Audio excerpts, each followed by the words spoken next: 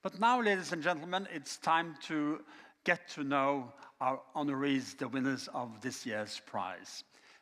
We are going to have a visual presentation of them in national order.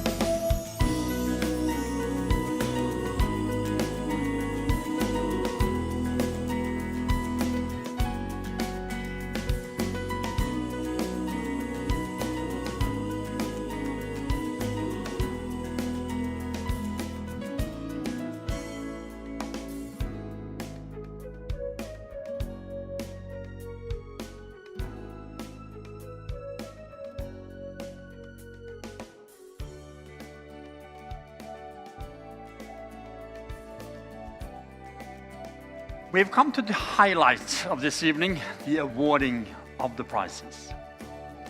And I'd like to invite each one of you honorees onto the stage as your name is called. Ratan Tata of India, represented by Mr. Amit Majai, Director of Nordics Tata Consultancy Services. Mr. Steph Wertheimer of Israel, please. Next is Mr. Francis Yeo of Malaysia. Then Mr. Roberto Saavedra of Mexico is represented by his grandson, Mr. Luis Lopez Morton Saavedra. Next is Mr. Venkatramani Svatsan of Nigeria, please. And now Emily Cummins of United Kingdom.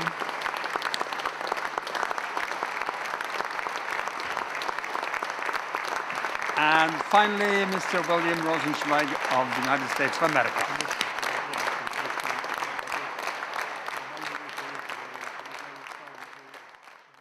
Your Excellencies, ladies and gentlemen, first and foremost, allow me to give all honor and glory to my Lord Jesus Christ, the Prince of Peace. From him, I derive my purpose and passion to be a salt of the earth and a light of the world.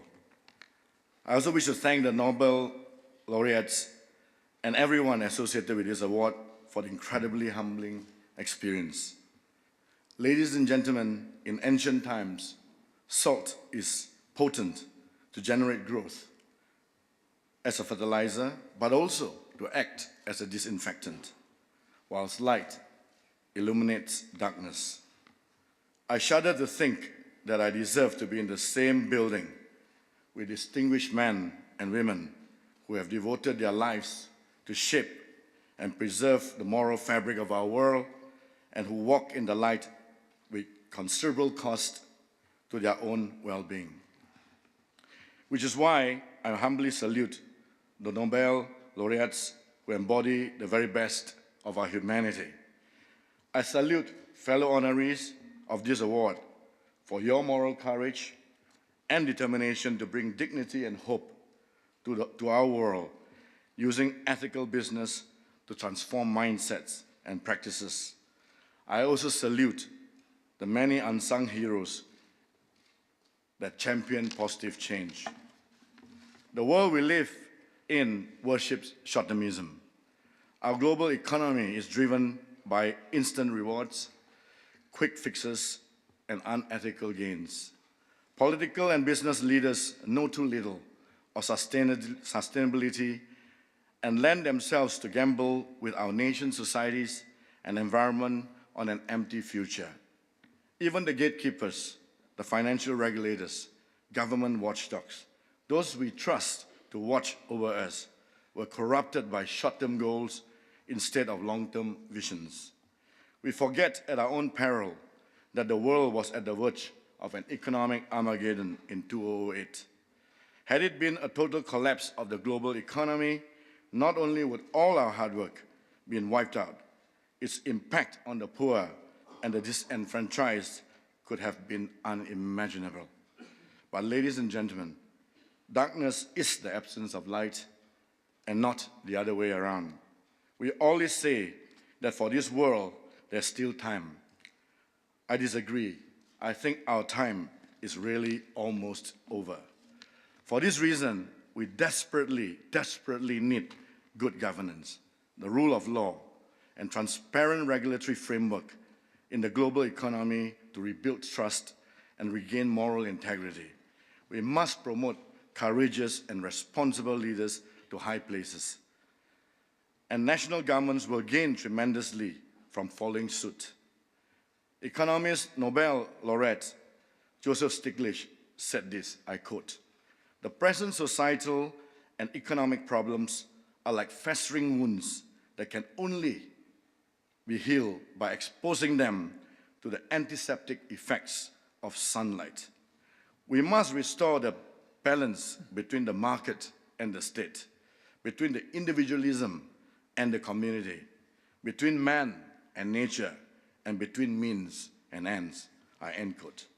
Such a balance would also allow good companies, like many here today, like us, to compete and also to thrive. It is certainly in this healthy business environment that YTL has been able to thrive most. The world needs to make it a little easier to walk in the light. YTL's own story is a testament of how we have been repeatedly rewarded by being a force for good. Next month, YTL will be introducing in Malaysia, and for the first time in the world, the 4th generation 4G nationwide mobile internet network with voice. The internet is invented by the people and for the people. We're in the process of introducing a digital superhighway that will not only bridge the gap between the urban and rural communities, but help unleash the talents and potential of all Malaysians. By offering our network at a nominal cost, we will dramatically increase broadband penetration. We all know that a 10% increase in high-speed broadband penetration will increase 1.34% of the GDP. We certainly hope to transplant this goodness globally. Ladies and gentlemen, being a force for good is not a zero-sum game. Not being so is. It is a zero-sum game that nearly 50% of the world today still live on $2 a day. That 840 million still suffer from hunger. It is a zero-sum game that 10 million children die every year from easily preventable diseases, and that 1 billion people still lack access to sanitation, and 1 billion adults remain illiterate. And it is a zero-sum game to allow evil to triumph, and for good, it is a zero-sum game to allow evil to triumph, and for good men and women to sit back and do nothing. I thank the Lord that this day, in this room, we have movers and shakers who love humanity and have given themselves to the good of others. I'm incredibly humble, yet uplifted to be here with all of you, and to say with dignity and to say with courage that we are not in the zero-sum game. Once again, thank you for this profoundly meaningful accolade. Thank you, and God bless all of you.